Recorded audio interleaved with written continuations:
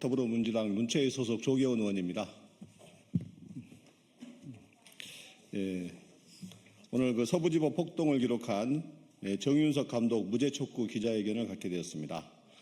지난 1월 19일 새벽 서부지방법원 폭동 당시 언론과 함께 현장을 기록하던 정윤석 감독이 경찰에 연행되어 7월 7일 특수건조물 침입으로 징역 1년을 구형받았습니다. 같은 시각 같은 장소에서 같은 방식으로 기록한 언론사 기자들은 보도상을 받았지만 정윤석 감독은 폭도 취급을 받고 중범죄자가 되었습니다. 정윤석 감독은 20년 넘게 국가가 외면한 참사와 현실을 그리고 진실을 기록해온 다큐멘터리스트입니다. 정윤석 감독에 대한 검찰의 무리한 기소를 규탄하고 재판부에 무죄를 촉구하는 국회 기자회견을 오늘 영화 및 언론, 문화예술계 대표님들과 함께 하게 되었습니다. 먼저 오늘 기자회견에 함께 하신 분들을 소개하겠습니다. 먼저 언론인 여러분입니다. 김동찬 언론개혁시민연대 정책위원장님 나오셨습니다. 권순택 언론개혁시민연대 사무총장님 함께해 주셨습니다. 명숙 인권운동 네트워크 바람 활동가님 함께해 주셨습니다. 이번엔 영화인 여러분입니다. 백재호 한국독립영화협회 이사장 겸 영화인연대 공동대표님 함께해 주셨습니다. 이동아 영화인연대 공동대표님 함께해 주셨습니다. 이준영 감독님 함께해 주셨습니다. 그리고 오늘 발언해 주실 분입니다. 정윤희 블랙리스트 이후 총괄 디렉터님이십니다. 김동원 다큐멘터리 영화 감독님이십니다. 그리고 정윤석 다큐멘터리 영화 감독님 함께해 주셨습니다. 그럼 기자회견문을 나눠서 낭독하도록 하겠습니다.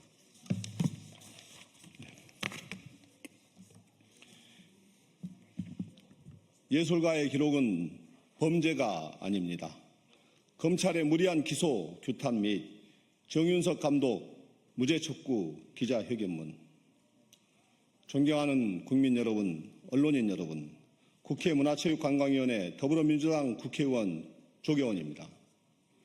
오늘 저는 검찰의 부당한 기소와 법 집행의 문제를 알리고 한 예술가의 삶을 위협하는 현실을 고발하고 사법부의 정의로운 판결을 촉구하기 위해 이 자리에 섰습니다. 지난 20년간 우리 사회의 아픈 순간들을 카메라에 담아온 다큐멘터리 감독이 있습니다. 그는 2025년 1월 19일 서부지법 사태라는 역사적 현장을 기록하였고 그의 촬영 자료는 JTBC, 시내21 등 주요 언론을 통해 우리 사회가 서부지법 폭동의 진실을 이해하는 데 크게 기여하였습니다. 12.3 계엄 사태는 민주주의를 훼손한 국가적 비극이었고 이어진 서부지법 사태는 법치주의를 무너뜨린 또 다른 재난이었습니다. 그러나 사건을 기록한 언론사 기자는 보도상을 받았지만 예술가 정윤석 감독은 범죄자로 내몰렸습니다. 그는 예술가 신분을 분명히 밝혔음에도 불구하고 80시간 동안 구금되었고 단 한 번의 소환 조사조차 없이 공동정범이라는 억울한 혐의를 뒤집어쓴 채 재판에 넘겨졌습니다. 정윤석 감독은 이미 블랙리스트에 올라 국가의 부당한 폭력을 경험한 바 있습니다. 이번 사건은 단순한 법 집행이 아닙니다. 이는 검찰권을 남용한 표적 수사이자 보복성 기소이며 국가기관의 예술가를 겨냥한 폭력입니다. 이에 저는 이 자리에서 다음과 같이 강력히 촉구합니다. 첫째, 사법부는 정윤석 감독에게 무죄를 선고해야 합니다. 역사를 기록하는 행위는 결코 범죄가 될 수 없습니다. 검찰의 무리한 주장을 바로잡고 헌법이 보장하는 예술의 자유와 표현의 자유를 지키는 역사적인 판결을 내려주십시오. 예술인 권리보장법에 따라 정윤석 감독에게 무죄를 선고하는 것은 대한민국 사법부의 상식과 정의를 바로 세우는 유일한 길입니다. 둘째, 언론과 국민 여러분께 진실의 편에 서주시길 간곡히 부탁드립니다.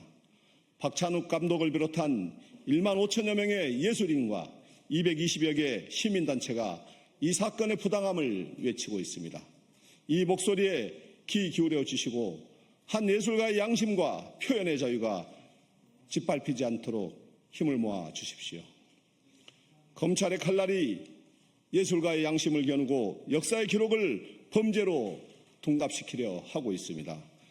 정윤석 감독이 차가운 법정 대신 우리 사회의 진실을 담는 카메라 앞으로 다시 돌아올 수 있도록 국민 여러분의 지지와 연대를 간절히 호소합니다.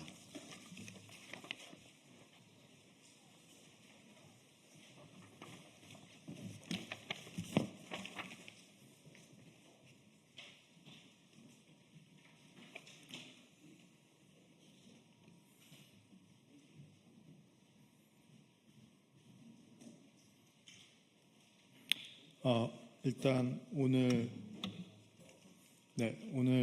기자회견 낭독에 앞서서 먼저 헌법기관이신 조계현 국회의원과 같이 기자회견 할 수 있어서 또 여기 국회에서 기자회견 할 수 있어서 큰 영광이라는 말씀드립니다. 짧게 지금 읽을 글은 제가 법정에서 읽었던 최후 준술문의 일부를 읽겠습니다. 존경하는 재판장님, 저는 처음 법정에 섰던 그날의 침묵을 아직도 기억합니다. 그 법정의 고요하며 아름다웠던 순간으로 기억합니다. 최후 준술을 준비하며 수많은 판례와 판결문을 읽었습니다. 그 속에서 저는 단지 법의 언어가 아닌 재판관 한 분 한 분의 철학과 신념, 그리고 인간에 대한 따뜻한 시선을 느꼈습니다. 지난 수개월 동안 재판부의 깊은 배려와 공정한 기회를 통해 저는 예술가로서 다시 질문하고 사유하며 또 성장할 수 있었습니다. 언제나 법은 절차적 정당성 위에 세워지며 우리가 그 과정을 존중할 때 공동체의 양심이 될 수 있음을 배웠습니다. 대한민국 헌법은 문화국가를 실현하기 위해서 양심과 사상의 자유, 종교의 자유, 언론 출판의 자유, 학문과 예술의 자유 등을 규정하고 있습니다. 이들은 문화국가의 원리에 불가결한 조건이라 할 수 있습니다. 특히 언론의 자유 그리고 예술의 자유는 민주주의의 핵심 가치입니다. 민주주의 사회에서 예술가는 권력을 감시하고 진실을 말하며 기록하는 역사의 파수꾼입니다. 예술가에게 표현은 단순한 자유의 문제가 아닙니다. 그것은 인간으로서의 존엄과 권리를 담보하는 인권의 문제이며 대한민국 헌법이 보장하는 기본권입니다. 그 신념과 실천이야말로 저를 예술가의 삶으로 이끈 원동력이며 국가적 위기의 순간에 다시금 카메라를 들게 한 이유였습니다. 하지만 국가는 예술가의 양심을 블랙리스트로 만들고 또다시 피고인한 이름으로 다시 이 법정에 세웠습니다. 예술인 권리보장법 제3조는 예술인의 지위와 권리에 대해 다음과 같이 규정합니다. 예술 표현의 자유는 다양하고 창조적인 예술 활동의 조건이자 민주주의의 근간으로서 보호되어야 한다. 예술인 권리보장법 제4조는 예술인의 사회적 역할을 다음과 같이 규정합니다. 예술인은 다양한 문화 정체성을 발현하여 우리 사회 전반을 풍요롭게 한다. 예술인 권리보장법 제6조는 다음과 같이 규정합니다. 예술인의 지위와 권리와 관한 이 법이 다른 법률보다 우선 적용된다. 이에 피고인 정윤석 사건번호 2025 고함 60은 예술가의 표현과 사상을 형사처벌하려는 검찰의 시도를 단호히 거부하며 다음과 같이 최후 준술합니다. 예술가는 무죄를 주장하지 않습니다. 검찰이 유죄를 주장할 뿐입니다. 이 사실을 마지막 문장으로 남기며 피고인으로서 소임을 마무리하자 합니다. 깊고 현명한 판단을 간곡히 부탁드립니다. 감사합니다.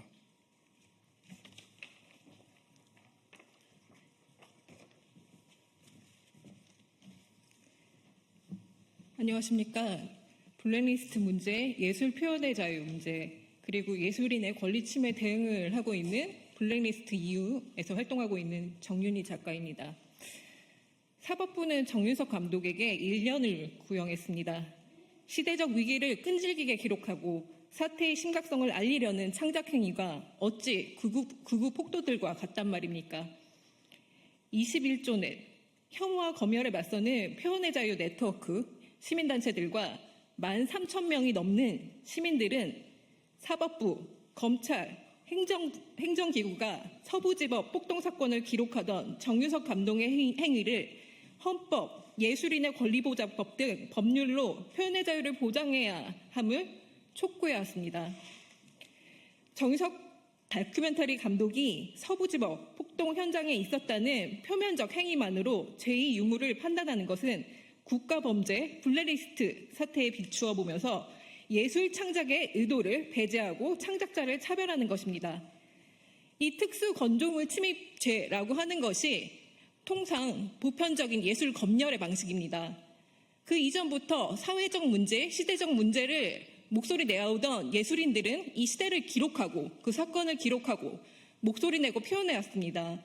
이에 특수 건조물 침입이라는 죄를 씌우거나 아니면 집회 시법으로 위법자, 불법자로 만들어버렸습니다.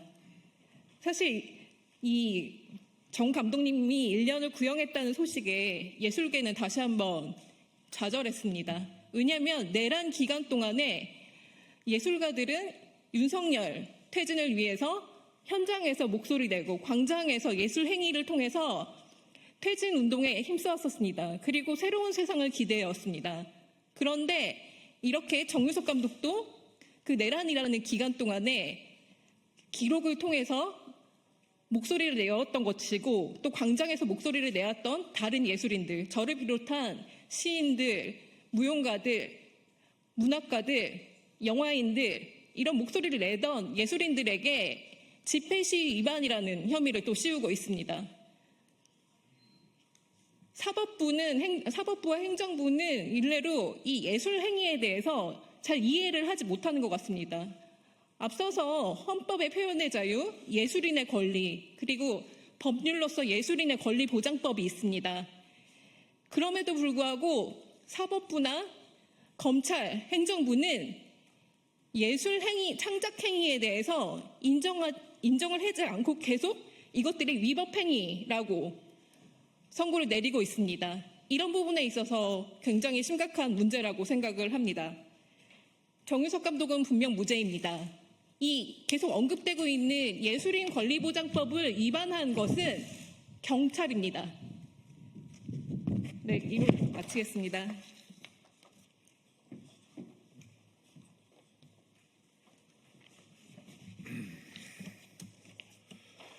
네, 정윤석 감독을 그 한국예술종합학교에서 2년 동안 기록영화를 가르친 김동원입니다.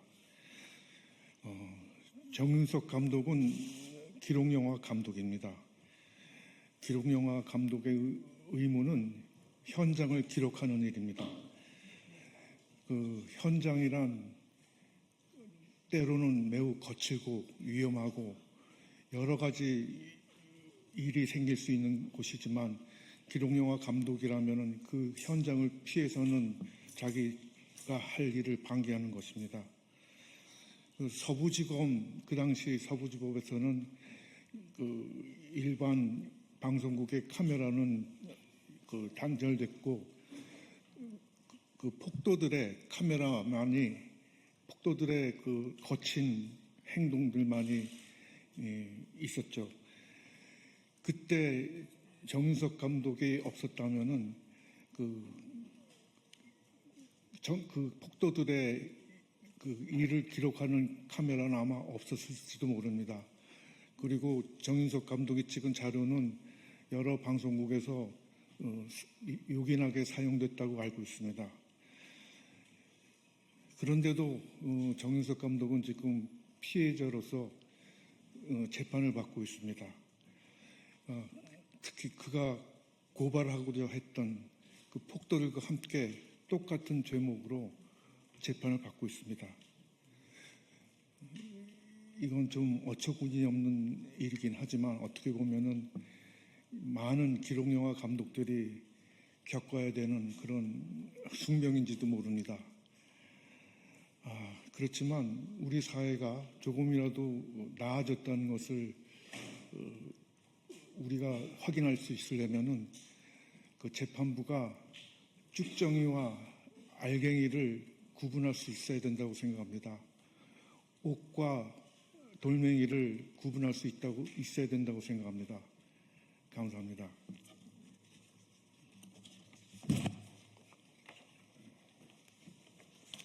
예, 우리 기자 여러분들의 많은 관심과 기사 보도를 좀 부탁드리겠습니다. 이상으로 기자회견을 마치겠습니다.